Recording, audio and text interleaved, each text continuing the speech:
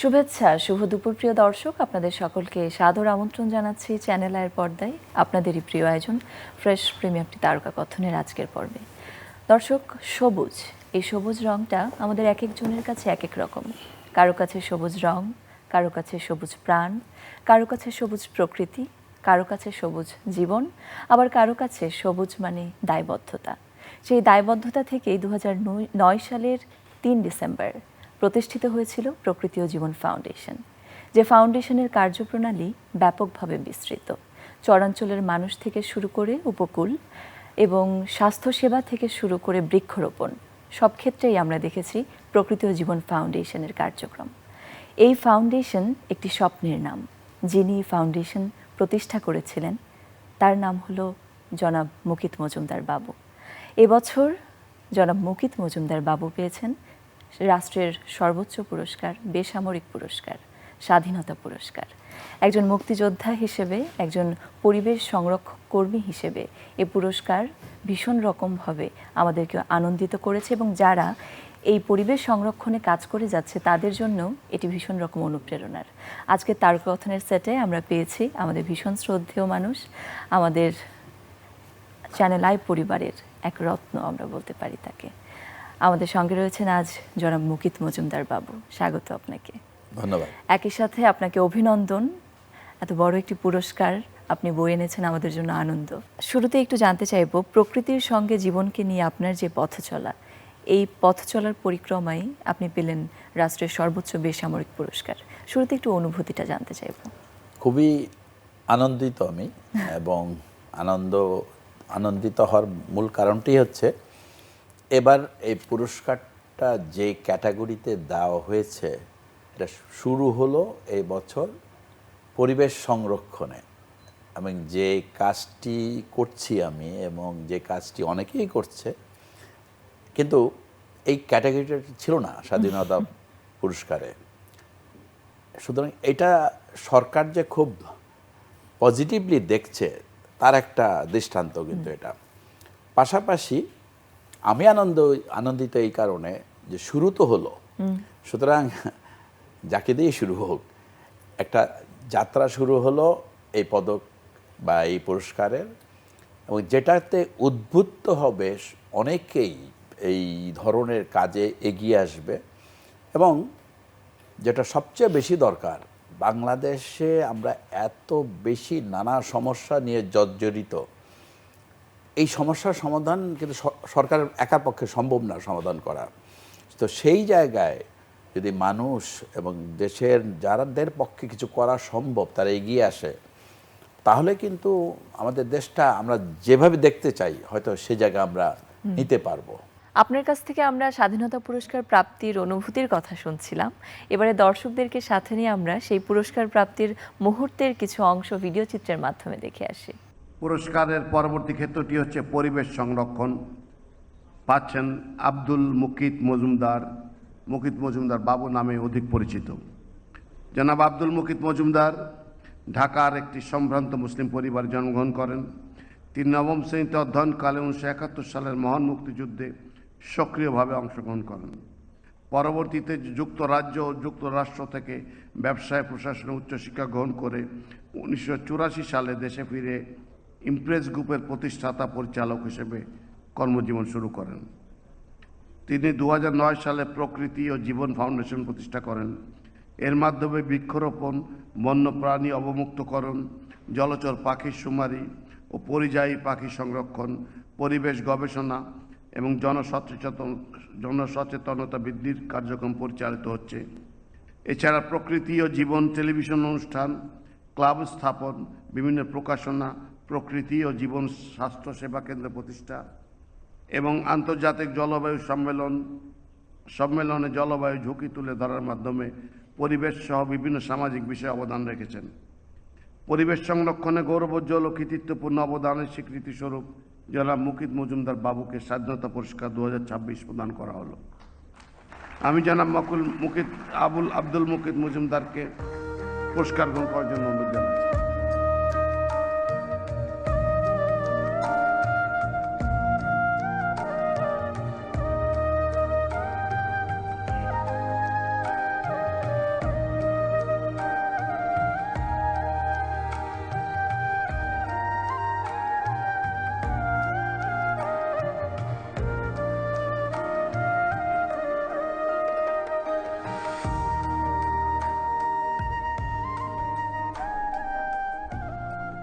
এই পুরস্কার পরবর্তীতে আপনার যে পরিকল্পনাগুলি রয়েছে সেগুলিকে আরও কিভাবে বিস্তৃত করবে? আসলে করার তো অনেক কিছু, মানে অনেক কিছু করতে হবে কিংবা অনেক কিছু করা বাকি আছে। আসলে পরিকল্পনা যদি বলি যে আমি এটা এটা এটা এটা করব, আমার মনে হয় না সেটা আমি বলে শেষ করতে পারবো যে কি কি করতে হবে। আমি যেটা করি বেসিক্যালি, আমি যেটা করি সেটা হলো যখনই এই কাজগুলো, নানা ধরনের কাজ করি, ওই কাজের মধ্যে থেকে কিন্তু আমার নানা আইডিয়া আসে এবং আমি কাজগুলো করতে করতে তখন ভাবি যে আচ্ছা এটাকে এইভাবে অ্যাড্রেস করি না কেন, এটাকে এভাবে অ্যাড্রেস করি না কেন। আমি বলতে পারি কয়েকটা কথা, পিছনের কথা, তাহলে বোঝা যাবে যে কিভাবে আসছে আমার এই সংগঠন বলি অথবা আমার কার্যক্রম বলি এবং আমার টিম ওয়ার্ক বলি, মানে কিভাবে এক একটা জিনিস আসলো। আপনার এই পথ চলার এই পরিক্রমাটি আমরা একটি ছোট ডকুমেন্টারি আকারে দেখে আসতে চাই। অবশ্যই। প্রিয় দর্শক, চলুন দেখে আসি প্রকৃতি ও জীবন ফাউন্ডেশনের সাথে জনাব মুকিত মজুমদার বাবু তার পথ চলার সেই ডকুমেন্টারিটি।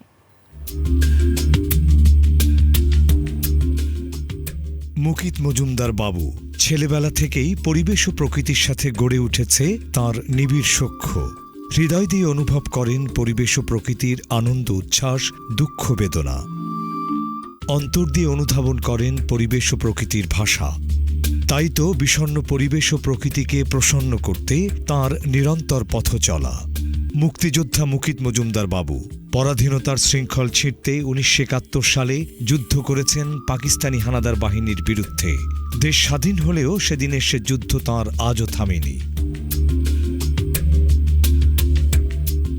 প্রকৃতির শূন্যতাকে পূর্ণতা দিতে, সোনার বাংলা গড়তে, সবুজে সবুজে দেশটিকে ভরিয়ে দিতে আজও তিনি যুদ্ধ করে যাচ্ছেন পরিবেশ ও প্রকৃতির একজন একনিষ্ঠ সংরক্ষক হিসেবে। প্রকৃতিপ্রেমী এই মানুষটির শৈশব কৈশোরের দুরন্ত সময় কেটেছে প্রকৃতির নিবিড় সান্নিধ্যে। আজ দেখছেন সেই পরিবেশ ও প্রকৃতির বিবর্ণ রূপ। তাই পরিবেশ সংরক্ষণে 2009 সালে প্রতিষ্ঠা করেন প্রকৃতি ও জীবন ফাউন্ডেশন। তাঁরই নেতৃত্বে চ্যানেল আইতে প্রচারিত হচ্ছে পরিবেশ ও প্রকৃতির নতুন মাত্রার গবেষণাধর্মী, তথ্যবহুল ও শিক্ষামূলক প্রামাণ্য অনুষ্ঠান প্রকৃতি ও জীবন। শুধু প্রামাণ্য অনুষ্ঠানেই সীমাবদ্ধ থাকেননি তিনি।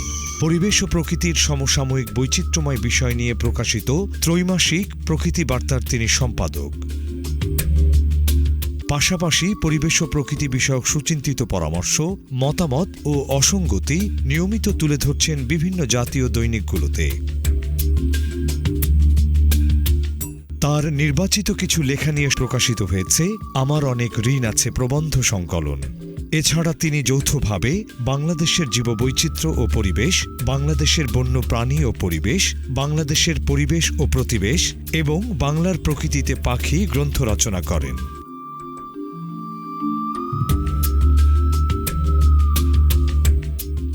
এছাড়া তিনি দেশের পরিবেশ ও প্রকৃতি বিষয়ক খ্যাতিমান লেখকদের লেখা নিয়ে সম্পাদনা করেছেন প্রকৃতি কথা গ্রন্থ। বন্যপ্রাণী, পরিবেশ ও জলবায়ু সম্পর্কিত শিক্ষা বিস্তারেও তিনি প্রতিনিয়ত কাজ করে চলেছেন। এছাড়া বন্যপ্রাণী অবমুক্তকরণ, দুস্থদের জন্য প্রকৃতি ও জীবন স্বাস্থ্যসেবা কেন্দ্র, জাতীয় চিড়িয়াখানায় গাছের পরিচিতি ফলক সংযুক্তিকরণ, পরিবেশ ও প্রকৃতি বিষয়ক বিভিন্ন গবেষণা কার্যক্রম এগিয়ে নেওয়া এবং সচেতনতা বিষয়ক স্কুল প্রোগ্রাম করা সহ বিভিন্ন গণসচেতনতামূলক কর্মকাণ্ডের মাধ্যমে তিনি পরিবেশ ও প্রকৃতি সংরক্ষণের কাজ করে যাচ্ছেন। পরিবেশ ও প্রকৃতি সংরক্ষণে বিভিন্ন জাতীয় ও আন্তর্জাতিক সংগঠনের সাথে যৌথভাবে কাজ করছেন মুকিত মজুমদার বাবু। সচেতনতা বাড়াতে নিয়মিত আয়োজন করছেন প্রকৃতি মেলা। এছাড়া পরিবেশ ও প্রকৃতি বিষয়ক বিভিন্ন দিবস ও সমসাময়িক বিষয়ের তাৎপর্য তুলে ধরে তৃণমূল পর্যায়ে সচেতনতা সৃষ্টিতে আয়োজন করছেন আলোচনা অনুষ্ঠান। পরিবেশ ও প্রকৃতি সংরক্ষণে বিশেষ অবদানের জন্য তার প্রতিষ্ঠিত প্রকৃতি ও জীবন ফাউন্ডেশন থেকে প্রতি বছর দেশের প্রথিতযশা গবেষক ও বিজ্ঞানীদের দেয়া হচ্ছে প্রকৃতি সংরক্ষণ পদক। পরিবেশ ও প্রকৃতি বিষয়ক কাজের স্বীকৃতি হিসেবে বিভিন্ন সম্মাননা অর্জন করেছেন তিনি ও তাঁরই প্রতিষ্ঠিত প্রকৃতি ও জীবন ফাউন্ডেশন।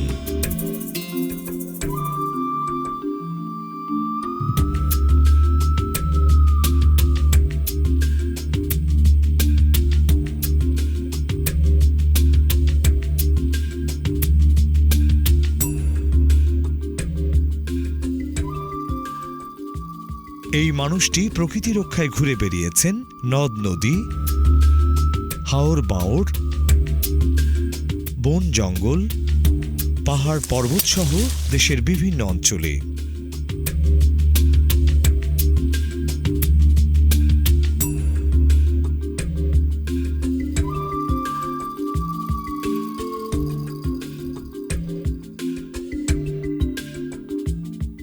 তুলে ধরেছেন গহীন সাগরের জানা অজানা তত্ত্ব ও তথ্য।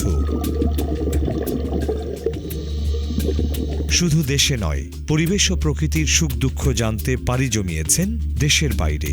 তুলে এনেছেন সেখানকার পরিবেশ ও প্রকৃতির নানা চিত্র।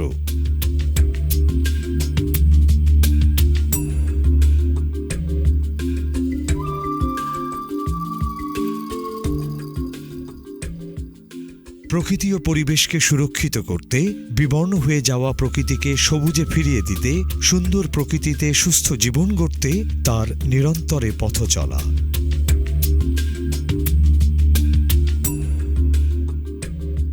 দারুণ। নিরন্তরে পথ চলার কিছুটা অংশ আমরা দেখে আসলাম আপনার এই যাত্রা। এবার একটু শুনি আপনার কাছ থেকে। হ্যাঁ, যেটা বলছিলাম তখন যে আসলে যে একেবারে আগের থেকে প্ল্যান করে একটা একটা করে করছি জিনিসগুলো, তা না। মানে চলার পথে নানা জিনিস আসছে, তখন সেটাকে অ্যাড্রেস করছি। তো এটা বলতে পারি কিছু কথা এখানে এসেও গেছে। সেটা হলো যে শুরু যখন হয়, তার একটু পটভূমিটা বলি। সেটা হলো আমি মধ্যপ্রাচ্যে একটি অনুষ্ঠান করতাম, চ্যানেল আই পারফরমেন্স অ্যাওয়ার্ড, বিশাল একটা ইভেন্ট ছিল সেটা। তো 2008 সালে শেষ যখন এই অনুষ্ঠানটি করি, তো তখন ওদের বায়োডাইভার্সিটি, ওদের ন্যাচারাল নানা জিনিসগুলোকে হাইলাইটেড করেছিলাম ওই ইভেন্টের সাথে লিঙ্ক করে একটি প্রোগ্রামে। ওটার নাম ছিল রোড টু শারজা। তো সেখানে ওই প্রোগ্রামটা করতে গিয়ে, ওই শুটিংগুলো করতে গিয়ে দেখলাম ওরা ওদের তপ্ত মরুভূমিকে শীতল করার জন্য ওয়াটার বডি তৈরি করছে, গাছ লাগাচ্ছে, ঘাস লাগাচ্ছে, বিভিন্ন দেশ থেকে বিভিন্ন ধরনের প্রাণী নিয়ে আসছে এবং সেখানে মিলিয়নস অফ ডলার খরচ করছে। এটা কিন্তু খুব নাড়া দিল আমাকে, যে দেশে কিছু নাই, এই তপ্ত মরুভূমিকে, তাদের ইকোসিস্টেমকে ব্যালেন্স করার জন্য এভাবে প্রাণান্তকর তাদের চেষ্টা এবং এত মানে ডলার খরচ করছে, সেখানে আমরা কি করছি? আমরা তো আমাদের দেশে সব আছে, আমাদের নদী বলি, গাছ বলি, বন বলি, আমাদের পাখি বলি, কিংবা আমাদের নানা ধরনের প্রাণী বলি, সব কিছুই কিন্তু আছে আমাদের। একটা ছোট্ট দেশ, কিন্তু এমন হেন জিনিস নাই যেটা নাই। সমুদ্র, নদী, আমাদের দেশের পাহাড়, সেটাও সবই কিন্তু আছে। আমাদের পরিবেশ সংরক্ষণ কি বলি, কিংবা সবকিছু মিলিয়ে আমাদের যে নাতিশীতোষ্ণ দেশ, এদেশের তাপমাত্রা, কিংবা এদেশে ষড়ঋতুর দেশ বাংলাদেশ, সেটিও কিন্তু সেই দেশের চাইতে অন্যরকম। রাইট। এখন মূল কথা হচ্ছে আমরা একটু সচেতন না কিন্তু এই ব্যাপারে, যে এত কিছু আছে, কিন্তু একে সংরক্ষণ কিভাবে করতে হবে, একে কিভাবে আমাদের রক্ষা করে এগিয়ে যেতে হবে, আমাদের পরিবেশ বান্ধব উন্নয়ন কিভাবে করতে হবে, সেটা কিন্তু একেবারেই ভাবিনি আমরা। যাই হোক, কিংবা আমাদের অজ্ঞতাও বলতে পারি। তো সেই জায়গাটার থেকেই যখন নাড়াটা আসলো, ভাবলাম যে এটা নিয়ে কাজ করা দরকার। খুব সহজ ছিল না, শুরুটা খুবই কঠিন ছিল। 2009 সালে ফাউন্ডেশন করলাম, প্রকৃতি জীবন ফাউন্ডেশন। তারপরে, কারণ আমি একটা জিনিস বিশ্বাস করি, একটি লোক যখন একটি কাজ শুরু করে, তার যদি সংগঠন না থাকে, তাহলে কিন্তু যখন সে পৃথিবীতে থাকবে না, তারপরে কিন্তু এই কাজগুলো আর চালিয়ে আগাবে না, কিংবা এই কাজটি ওখানেই শেষ হয়ে যাবে। তো এইখান থেকেই কিন্তু সংগঠনের ব্যাপারটা আমার মাথায় এসছে এবং আমি ফাউন্ডেশন করলাম। করার পরে এই প্রোগ্রাম নিয়ে ভাবলাম এবং 6 মাস ধরে কিন্তু সারা বাংলাদেশব্যাপী এই নানা ধরনের কার্যক্রম ফুটেজ সংগ্রহ করা হলো ভিডিও করে, এবং সেটা নিয়ে বসলাম, দেখে বুঝলাম যে না, এটা করা যাবে। আমাদের আসলেও আমাদের বায়োডাইভার্সিটি অনেক রিচ এবং আমাদের অনেক কিছুই আছে, এটাকে সম্ভব তুলে ধরা। কিন্তু কোনো তথ্য উপাত্ত ছিল না, কিন্তু কোনো সরকারি প্রতিষ্ঠান থেকে আমি তেমন হেল্পও পাই নাই। যাই হোক, নিজের মতো করেই সব এগিয়েছি। তো তখন কিন্তু মেমোরি কার্ড ছিল না, তখন কিন্তু ইসে ছিল, মিনি ডিবি ছিল। তা 152টা মিনি ডিবি আমি নিয়ে বসে দেখে দেখে দেখে দেখে তখন এই প্রোগ্রামটা শুরু হলো। প্রথম প্রোগ্রাম যেটা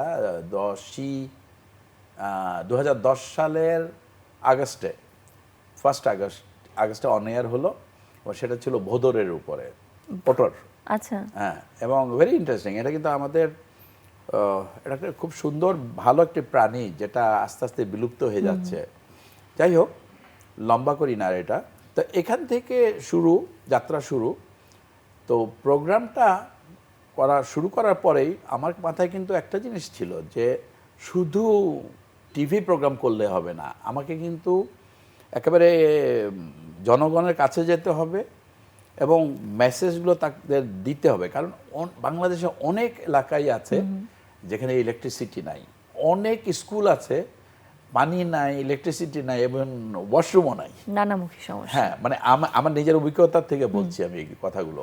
কারণ আমি গেছি বিভিন্ন জায়গায়, গিয়ে দেখলাম একটা স্কুলে গেলাম একবার বাচ্চাদের, চিটাগাং এলাকায়, দুধপুকুরিয়া যদ্দূর মনে পড়ে ওই এলাকায়।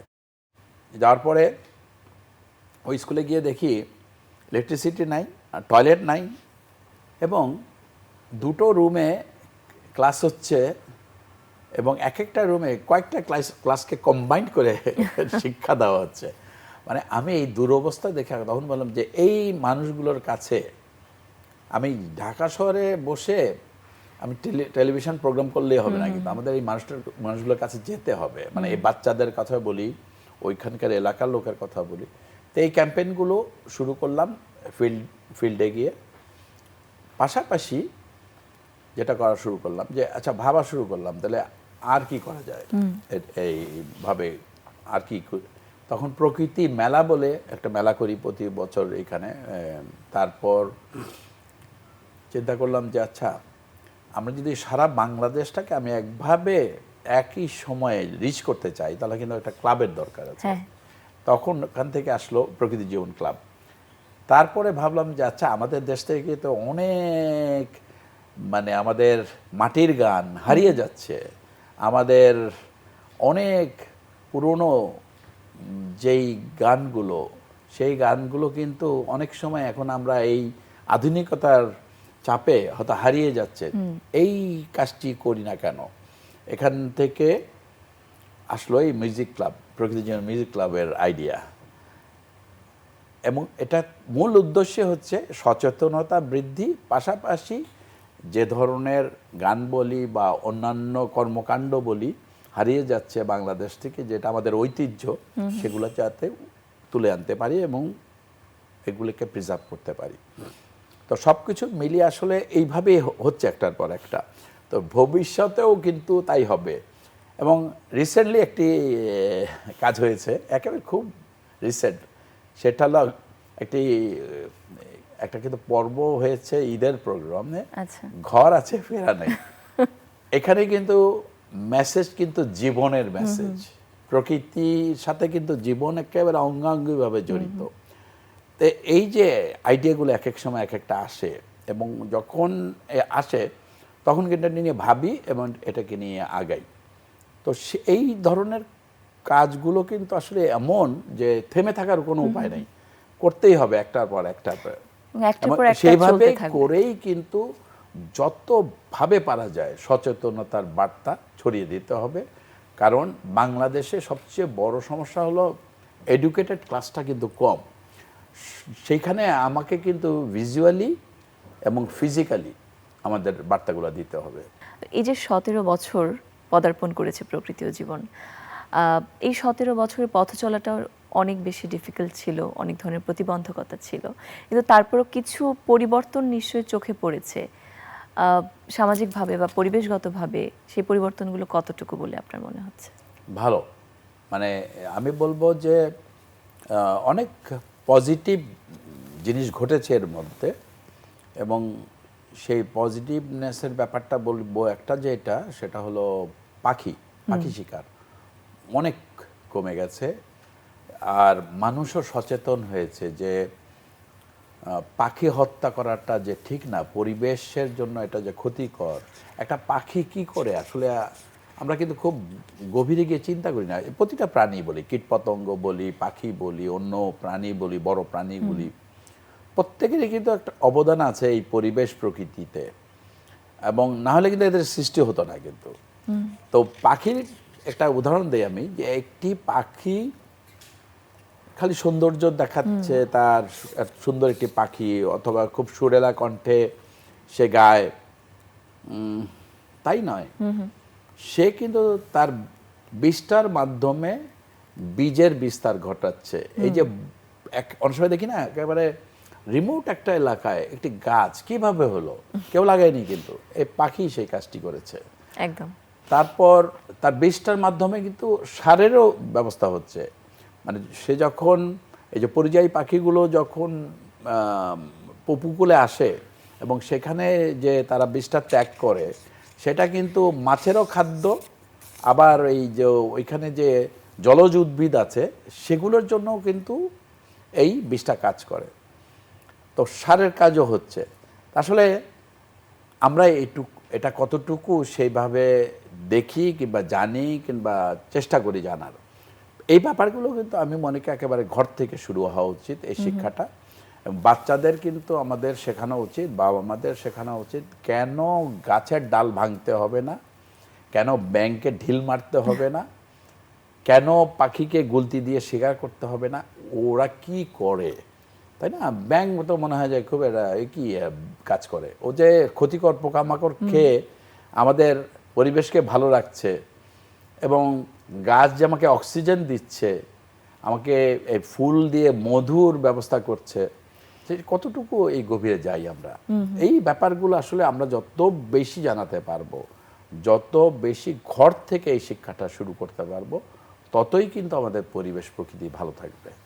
সত্যি তাই। এবং পাখির বিষয়টি আপনি বলছেন, একসময় আমরা দেখতাম ঢাকা শহরে অতিথি পাখি সেগুলো দাম দিয়ে বিক্রি করা হতো খাবার জন্য, এখন কিন্তু সেটি নেই বললেই চলে। একদম এই যে মানুষের অভ্যাস পরিবর্তন করা, মানুষকে সচেতন করা, এই কঠিন কাজটি আপনি করছেন বিভিন্নভাবে। সেক্ষেত্রে গণমাধ্যমের বিষয়টিও রয়েছে।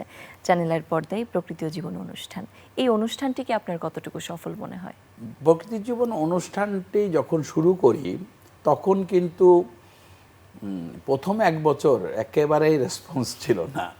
মানে প্রথম এক বছর মনে হতো বোধহয় আর এটা চালাতে পারবো না, এবং মানুষজন ওইভাবে রেসপন্স করছে না। কিন্তু এক বছর পরে বোঝা গেল যে না, মানুষজন দেখছে। এবং আমি এটার সাথে একটা জিনিস অ্যাড করেছিলাম, কুইজ। আচ্ছা। এবং কুইজের মাধ্যমে আমরা গিফট হ্যাম্পার দিতাম। তো সেখানে দেখতাম যে স্কুল টিচার, স্টুডেন্ট, সরকারি চাকরিজীবী, ইভেন যারা আইন নিয়ে এই কাজ করেন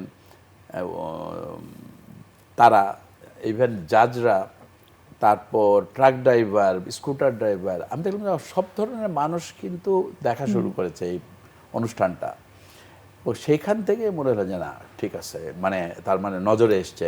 এবং একটা মজার ঘটনা আছে আমার জীবনে, অনেক দিন আগের কথা, বহু বছর আগের কথা, প্রবাবলি 12-13 সালের কথা।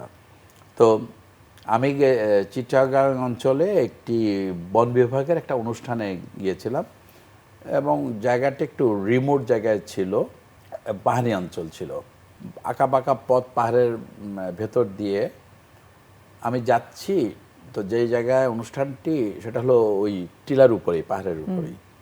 তা আমার গাড়িটা থামানোর পরে আমি নামছি যখন, তখন একটা ট্রাক যাচ্ছিল ওখানে। ট্রাক ড্রাইভার ট্রাকটা থামালো, থামিয়ে আমাকে বলতেছে, আপনি মুকিত মজুমদার বাবু না? আমি না খুবই অবাক হলাম যে এইরকম একটা রিমোট এলাকায়, জনমানব শূন্য জায়গায় এই ট্রাক ড্রাইভার আমাকে আইডেন্টিফাই করতে পেরেছে। তার মানে সে অনুষ্ঠানটা দেখে। এই যে এটা কিন্তু একটা বিশাল, আমি বলবো, অবশ্যই, পাওয়া। কারণ এই সাধারণ মানুষই যখন দেখবে তখনই কিন্তু অনুষ্ঠানের গ্রহণযোগ্যতা বলি আর এর মেসেজ দেওয়ার ব্যাপারটি বলি, তখন তার মানে তার কাছে পৌঁছতে পেরেছি। আমরা যদি আপনি একটু আগে প্রকৃতি ও জীবনের নানামুখী কার্যক্রমের কথা বলছিলেন, আমরা দেখেছি এছাড়াও আপনি শীতকালে চরাঞ্চলের যারা মানুষ রয়েছেন তাদের মাঝে শীত বস্ত্র বিতরণ করে থাকেন। আমরা উপকূলে দেখেছি আপনার বৃক্ষরোপণের কিছু কার্যক্রম আসছে সামনে। এরকম যে নানান ধরনের কার্যক্রম, এগুলোর পরিকল্পনা আসলে আপনার কিভাবে আসে? আমাদের জীবন তো প্রকৃতির সাথে যেমন জড়িত, আর প্রকৃতির সাথে জীবনও জড়িত। আর বাংলাদেশে এমন একটি পরিস্থিতি যেখানে আমরা এই যারা দুস্থ এবং যারা ভালো অবস্থায় নেই তাদের জন্যে যদি আমরা এগিয়ে না আসি, তাহলে যেটা হবে সেটা হলো একটি শ্রেণী ভালো থাকবে, আরেকটি শ্রেণী কখনোই ভালো থাকবে না। ওই জায়গাটাকে যতটুকু পারি আমরা আমাদের ফাউন্ডেশন থেকে আমরা অ্যাড্রেস করি। পাশাপাশি এটা থেকে যাতে অন্যরাও উদ্বুদ্ধ হয় এই কাজগুলোতে, যেমন চরাঞ্চলে শীতবস্ত্র, কম্বল, তারপর ওষুধ। কারণ সবচেয়ে মানবেতর জীবনযাপন করছে গিয়ে চরাঞ্চলের লোক, কিন্তু তারা বিচ্ছিন্ন একটা দ্বীপের মতন অবস্থানে থাকে। এবং যানবাহন বলতে কিন্তু ঘোড়ার গাড়ি, মানে ঠেলা গাড়ি যেটা বলতাম আমরা আগে, ঠেলা গাড়ির সাথে ঘোড়া জুড়ে দেওয়া হয়েছে, এবং সেটা দিয়েই কিন্তু মুভমেন্ট ওই চরের মধ্যে। কারণ চর কিন্তু ভাঙে, প্রতি বছরই ভাঙে। তো যার কারণে এখানে স্থায়ী কিছু হওয়ার উপায় নাই। কিন্তু এই লোকগুলো কিন্তু প্রতি বছরই ভাঙনের কবলে পড়ছে। পাশাপাশি এদের এখানে কিন্তু ফসলও সেই রকম হয় না, যে কারণ যেহেতু বালি মাটি, তো সুতরাং এই বালির মধ্যে কি আর ফসল হবে, কতটুক হবে। আর একেবারে গাছবিহীন, যেহেতু অনেক গরমের সময় অনেক গরম হয়, শীতের সময় অনেক ঠান্ডা থেকেই হয়। তারা অনেকটা বঞ্চিত, সেটা খাদ্য থেকে শুরু করে বস্ত্র। আমরা বাংলাদেশের পরিপ্রেক্ষিতে আপনাদের নানান ধরনের কার্যক্রমের কথা শুনছিলাম। আমরা জানি আন্তর্জাতিকভাবেও বিভিন্ন ধরনের কার্যক্রম আপনারা পরিচালনা করেন, এবং আপনি বাংলাদেশের পরিবেশ প্রকৃতি নিয়ে কাজ করার জায়গাটা থেকে বিভিন্ন আন্তর্জাতিক সম্মেলনে যান এবং সেখানে আপনি বাংলাদেশের প্রতিনিধিত্ব করেন। সেই জায়গাটাই, সেখানে তো নানান দেশ থেকে লোকজন আসেন, কথা বলেন। সেই উপলব্ধিটা আপনার কেমন থাকে? এখন গ্লোবাল ওয়ার্মিং যেটা সারা পৃথিবীতে কিন্তু একটা বিশাল চিন্তার বিষয়, এবং গ্লোবাল ওয়ার্মিং যখন আমরা টের পেয়েছি তখন কিন্তু অনেক দেরি হয়ে গেছে। তো এর অনেক কারণেই হয়েছে। আর যখনই ইউরোপ, আমেরিকা তাদের উন্নয়নের, তাদের শিল্প বিপ্লব ঘটেছে, যখন তাদের উন্নয়নের জন্য নানা জিনিস করেছে, তখন তারাও বোঝে নেই যে আসলে এটা আফটার এফেক্ট কী হবে। তো সেই জায়গার থেকে যখন এই জায়গায় আজকে আমরা প্রতি বছরই এই সম্মেলনগুলো হচ্ছে, আলোচনা হচ্ছে নানা ধরনের, এবং এখানে মূল কতগুলো জিনিস আছে। একটা হলো আমাদের জ্বালানি, মানে এই পেট্রোলের কথা যদি বলি, এটা একটা বড় সমস্যা, কার্বন ইমিশন। পাশাপাশি ইন্ডাস্ট্রিয়াল যে নানা কর্মকাণ্ড করছি আমরা এবং নানা ইন্ডাস্ট্রি চালাচ্ছি, সেখান থেকেও কিন্তু কার্বন ইমিশন হচ্ছে। তো বাংলাদেশ কিন্তু কার্বন ইমিশন একেবারেই এমন, এটা ধরা যায় না যে আমরা খুব যে একটা কঠিন অবস্থা নিয়ে যাচ্ছি বাংলাদেশকে কার্বন ইমিশন করে, তা না। কিন্তু আমাদের এখানে অন্য পলিউশন বেশি, অন্য ধরনের পলিউশন। সেটা হচ্ছে কার্বন ইমিশনের ব্যাপারটি আজকে এত বছর ধরে আমরা আলোচনা করছি এই গ্লোবাল ওয়ার্মিং কমাতে হলে কিন্তু আমাদের কিন্তু উষ্ণতাকে কমাতে হবে। তো উষ্ণতা কমাতে হলে কিন্তু কার্বন ইমিশন কমাতে হবে। তো সেই জায়গাটায় কিন্তু এখন আমরা কোনো সমাধানে আসতে পারিনি, এবং এখানে আসাটা খুব ডিফিকাল্টও, কারণ সমস্ত আমাদের যা কিছু আমরা সবকিছু ব্যবহার করি dependent হয়ে যাচ্ছে। সবখানে কিন্তু এই জীবাশ্ম জ্বালানি কিন্তু ব্যবহার করি আমরা। তো এখন ফসিল ফুয়েলকে বন্ধ করা রাতারাতি খুব ইজি ব্যাপার না, কিন্তু তবে করতে হবে। সোলার পাওয়ার আমরা যত বেশি ব্যবহার করতে পারবো, অথবা উইন্ড টারবাইন দিয়ে যেই শক্তিটা হয় বিদ্যুৎ, সেটা যদি ব্যবহার করতে পারি, আমরা যদি ন্যাচারালি বিদ্যুৎ তৈরি করতে পারি সেই পরিমাণে, তখনই কিন্তু সম্ভব এটা বন্ধ করা। বাট খুব যে তাড়াতাড়ি হবে তা না, কিন্তু তো সকলের সময় যদি লাগবে, একটা কিন্তু করতে হবে। সকলের করতে চেষ্টা হবে। থাকলে এবং ইচ্ছা থাকলে আশা করছি সেটা করা করতে হবে। সম্ভব না করলে যেটা হবে সেটা হলো এই পৃথিবী বাসযোগ্য থাকবে না, সেটাই হলো সমস্যা। করতেই হবে। এই পৃথিবীর বিভিন্ন জায়গায় আপনি ঘুরে দেখেছেন, আমরা সে টেলিভিশনের পর্দাতেও দেখেছি আপনার বিভিন্ন জায়গায় আপনি ঘুরে সেটি দর্শকদেরকে দেখিয়েছেন। আমরা যেরকম গত ঈদে আমরা দেখলাম আপনি ব্রাজিলের অ্যামাজন বনে ঘুরেছেন এবং সেখানে অ্যাডভেঞ্চার অ্যারাউন্ড দ্য ওয়ার্ল্ড এই অনুষ্ঠানের মাধ্যমে অ্যামাজন বনের বিভিন্ন সৌন্দর্য বা বৈচিত্র্যময় তাদের যে পরিবেশ সেটি আপনি দেখিয়েছেন। বিভিন্ন জায়গায় ঘোরা এবং বাংলাদেশে ঘোরা পার্থক্যটা কীরকম দেখেন? অনেক সময় অনেক জায়গায় গিয়ে মনে হয় যেন বাংলাদেশই দেখছি, মানে বাংলাদেশের সাথে মিল আছে অনেক জায়গায়। যেমন ব্রাজিলের কথা যদি বলি, যেখানে গিয়েছিলাম বেলেম গিয়ে মনে হয়েছে, আমার কাছে মনে হলো আমাদের মতোই নদী, আমাদের মতোই লোকজন, খুব অতিথি পরায়ণ, আবার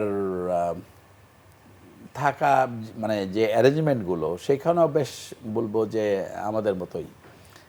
তো আমি হয়তো অন্য শহরগুলো ডিফারেন্ট হতে পারে, আমি জানি না সেটা।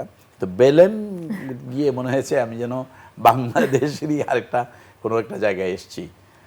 নদীগুলো একেবারেই বাংলাদেশ, ইভেন অ্যামাজন ফরেস্টে আমাকে গিয়ে আমাকে মনে হয়েছে যে বাংলাদেশের সুন্দরবনের সাথে অনেক মিল আছে, এবং সেটা খুব আমাকে একটু অন্যরকম একটা ধাক্কা দিয়েছে যে এত দূরে এসে এইরকম একটা জিনিস দেখছি যেটা বাংলাদেশের সাথে মিলে।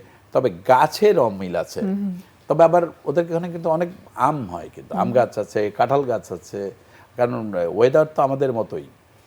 তো যার কারণে অনেক গাছের মিল আছে, আবার অনেক গাছের মিল নাই।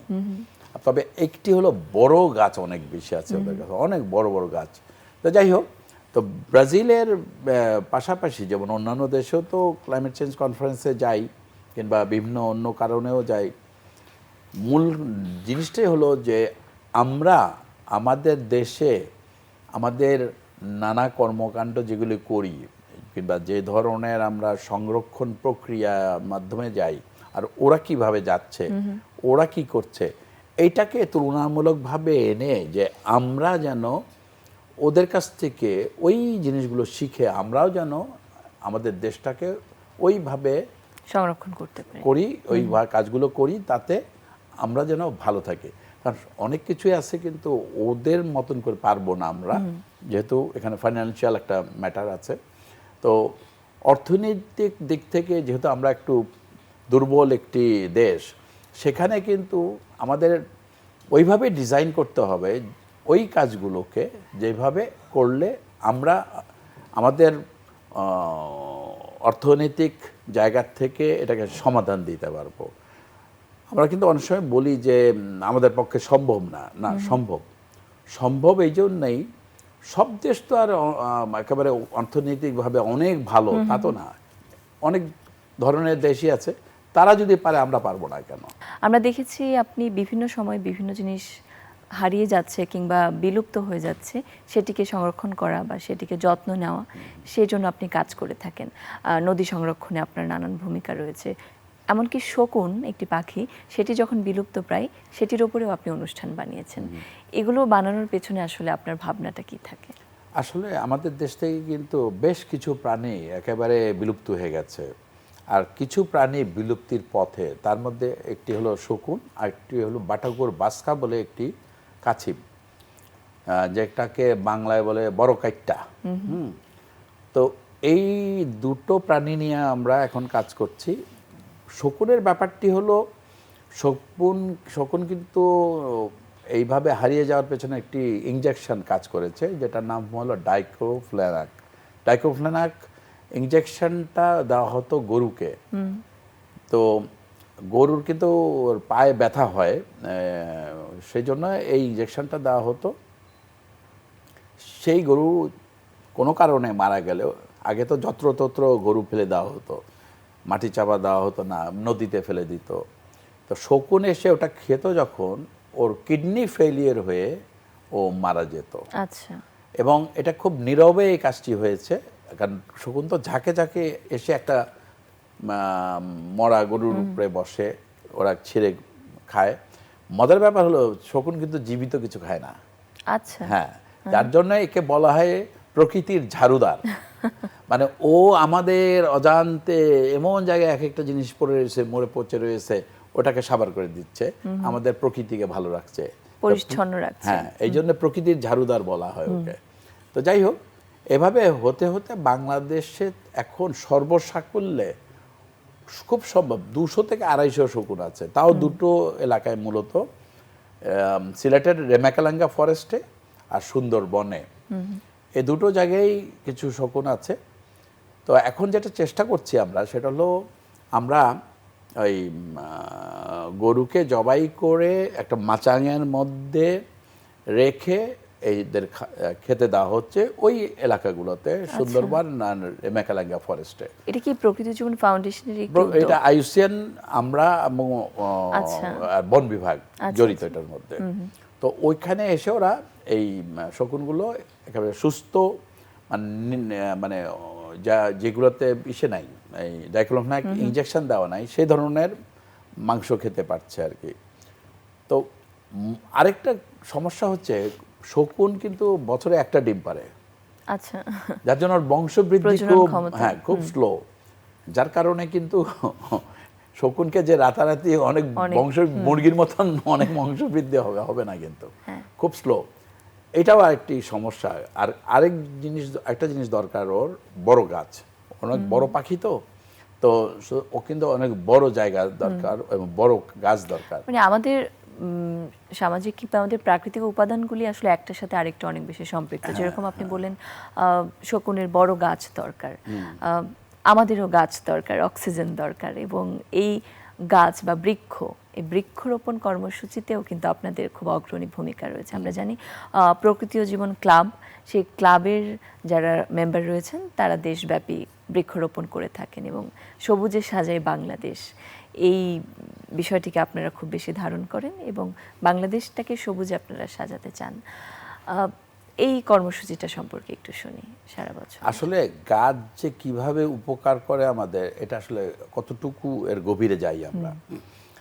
গাছ তো শুধু যে অক্সিজেন দিচ্ছে তাই না, কার্বন ডাই অক্সাইড শুষে নিচ্ছে, ছায়া দিচ্ছে, ফল দিচ্ছে, ফুল দিচ্ছে, প্রাণীগুলোর বাসস্থান, মানে বন্য প্রাণী তাদের বাসস্থান এটা। তারপরে যখন বৃষ্টি হয়, গাছ কিন্তু পানিকে ধরে রাখে, এবং এই পানিটাই কিন্তু মাটি হয়ে ড্রেন হয়ে ইসেতে যাচ্ছে নদীতে। এই যে পানিরও কিন্তু একটা সংরক্ষণের ব্যাপার ঘটছে গাছ দিয়ে। এর পাশাপাশি গাছ কিন্তু শীতল রাখছে, ধরিত্রীকে শীতল রাখছে। গাছ আমাদের এই যে ফার্নিচার বলি, যত ফার্নিচার বলি, সেই কাঠেরও ব্যবস্থা করছে। তা এই ধরনের আমি যদি বলতে থাকি, একটি গাছ যে কত ধরনের উপকার করে সেটা কিন্তু আমরা কতটুকু চিন্তা করি। কারণ আমি আজকে খাদ্য, ফল যদি বলি, ফলের কথা যদি বলি, ওষুধের কথা বলি, সেখান থেকে আসছে। তো এরকম অনেক কিছু। আর প্লাস আরেকটা জিনিস, যেটা হলো যে এই যে বন্যপ্রাণী, ওরও তো খাদ্য গাছের থেকেই তো খাদ্য সংগ্রহ করে। পোকামাকড়, সেটা আবার পাখি খাচ্ছে গাছের থেকে, তাই না? আবার পোকামাকড়ও তার খাবার নিচ্ছে গাছের থেকে। তো সব কিছু মিলিয়ে এটা এমন একটি জিনিস, মানে আমি বলবো যে গাছের চেয়ে বোধহয় এত উপকারী আর কিছু হতে পারে না। মানে আমরা যদি বলি যে চোখের দৃষ্টির কথাও যদি বলি, সবুজে যখন আমি থাকবো আমার চোখ ভালো থাকবে, আমার দৃষ্টি শক্তি ভালো থাকবে যখন আমি সবুজে থাকবো। সবুজে থাকলে আমি মানসিক প্রশান্তি পাবো। সবুজে থাকলে আমি ওয়াইল্ড, যেটা বলি যে আমরা বলি না আমরা একটু মারমুখী হই, আমরা বেশ একটু নানা ধরনের যুদ্ধ সংঘাত, ইয়াং জেনারেশন যেটা করে যে একটু হস্টাইল হয়ে যায়, সেটাও হবে না কিন্তু সবুজে থাকলে সে। তো এরকম অনেক ধরনের কিন্তু উপকার আমরা পাচ্ছি গাছ থেকে। সুতরাং সবুজের বিকল্প নাই, গাছের বিকল্প নাই। একদম। এবং সবুজকে সংরক্ষণের জন্য যে মানুষগুলো কাজ করে যাচ্ছে তাদেরও বিকল্প নেই আমাদের সমাজের জন্য, আমাদের দেশের জন্যই। সেরকমই একজন মানুষ আপনি। আবারও আপনাকে স্বাধীনতা পুরস্কার প্রাপ্তিতে অভিনন্দন জানাচ্ছি। আপনি সহ আরও যারা রয়েছেন, যারা কাজ করছেন আমাদের দেশকে সুন্দর করে সাজানোর জন্য, এবং প্রকৃত জীবন ফাউন্ডেশনের যারা রয়েছেন নিরলসভাবে আপনার সাথে কাজ করে যাচ্ছেন, এই ফাউন্ডেশনের যে সকল কার্যক্রম রয়েছে সেগুলোকে সুন্দরভাবে পরিচালনার জন্য তাদেরকেও আমরা ধন্যবাদ জানাতে চাই, কৃতজ্ঞতা জানাতে চাই। আমি একেবারেই আয়োজনের শেষ পর্যায়ে আপনাকে শেষ প্রশ্নটি একটু করতে চাই ছোট্ট করে। সেটি হলো, আপনার কি এমন কোনো পরিকল্পনা রয়েছে যেটি আসলে বৃহত্তর মানব কল্যাণ সাধনে কাজ করবে আমাদের দেশের পরিপ্রেক্ষিতে? একা একটি লোকের পক্ষে সবকিছু করা সম্ভব না, একটি প্রতিষ্ঠানের পক্ষেও কিন্তু সবকিছু করা সম্ভব না, আবার টিম ওয়ার্ক ছাড়া কোনো কিছু অর্জন করাও সম্ভব না। সুতরাং আমি ব্যক্তিগতভাবে আমার টিমের প্রতি কৃতজ্ঞ, যারা আমার সাথে এই ফাউন্ডেশনে আছেন। প্রায় আমাদের ফাউন্ডেশনে 40 জনের মতো আমার সাথে কাজ করছেন। তারা সবাই তাদের কন্ট্রিবিউশন ছিল বলেই কিন্তু আজকে আমরা এই জায়গায় আসতে পেরেছি। এবং তার পাশাপাশি যেটা হলো, পুরস্কারটা আমাকে অবশ্যই সামনে এগোতে উদ্বুদ্ধ করবে, কিন্তু যেন আমি আমার কাছ থেকে সরে না যাই কিংবা ভুলে না যাই যে কাজটি করছি, যে পুরস্কার পাওয়া মানে এটা শেষ না, সামনের দিকে আগানোর শক্তি। তো সেটা যেন আমার মধ্যে থাকে, আমি এই জিনিসটাই কামনা করি। এবং সেটাকে ধরে রাখবো আশা করি, এবং সামনে অনেক কিছুই করার আছে, সেটাও করতে হবে। এবং দেশটা আমাদের, এই দেশটাকে ভালো রাখার দায়িত্ব আমাদের। এবং আমি যেমন ভাবি যে এই দেশ না হলে আমি তো এখানে থাকতে পারতাম না। এবং এই দেশের জন্য যারা আত্মাহুতি দিয়েছে, এবং এই দেশের জন্য বহু প্রাণ গেছে, বহু রক্ত গেছে, সেই মানুষগুলোর প্রতি কিন্তু আমাদের দায়িত্ব আছে। এবং সেই মানুষগুলো এই দেশটা দিয়ে গেছে আমাদের। আমরা যদি এই দেশটাকে ভালো না রাখি, তাদের আত্মার প্রতি কিন্তু অসম্মান করা হবে। সেখান থেকে আমি বলবো যে আমাদের সবারই ঠিক 71-এর মতো সবাই হাতে হাত মিলিয়ে আমাদের কিন্তু এই দেশটাকে ভালো রাখার জন্য এগিয়ে আসা উচিত, এবং এই দেশটাকে সামনে নিয়ে যাওয়া উচিত। এবং এই দেশ ভালো থাকলে আমরা ভালো থাকবো, আমাদের সবাই যারা আছে সবাই ভালো থাকবে। হ্যাঁ, এবং আপনারাও ভালো থাকুন, আমরা সেটি প্রত্যাশা করি। আমরা একেবারে আয়োজনের শেষ পর্যায়ে, আমরা ভীষণ রকম আনন্দিত, ভীষণ রকম গর্বিত আপনি স্বাধীনতা পুরস্কারে ভূষিত হয়েছেন। এবং সেই কারণে এ পর্যায়ে চ্যানেল আই পরিবারের পক্ষ থেকে স্বাধীনতা পুরস্কার প্রাপ্তিতে আপনার জন্য একটি শুভেচ্ছা স্মারক রয়েছে, সেটি আমরা তুলে দিতে চাই আপনার হাতে। অনেক অভিনন্দন, অনেক অনেক অনেক বেশি শ্রদ্ধা, ভালোবাসা, সম্মান আপনার জন্য। ধন্যবাদ। প্রিয় দর্শক, আমরা কথা বলছিলাম জনাব মুকিত মজুমদার বাবু তার সঙ্গে, এবং তার এই পথচলা আমাদেরকে অনেক বেশি উদ্বুদ্ধ করলো, অনেক বেশি অনুপ্রাণিত করলো, অনেক বেশি উৎসাহিত করলো আমাদের দেশের জন্য, আমাদের সমাজের জন্য, আমাদের দেশের প্রকৃতির জন্য কাজ করার। আমরা সকলে মিলে একসঙ্গে যদি কাজ করি, আমাদের সকলের সম্মিলিত প্রয়াস এবং ঐকান্তিক প্রচেষ্টায় আমরাই গড়ে তুলব আমাদের স্বপ্নের সুন্দর বাংলাদেশকে। সেই প্রত্যাশা নিয়ে আজকের আয়োজন থেকে বিদায় নিচ্ছি।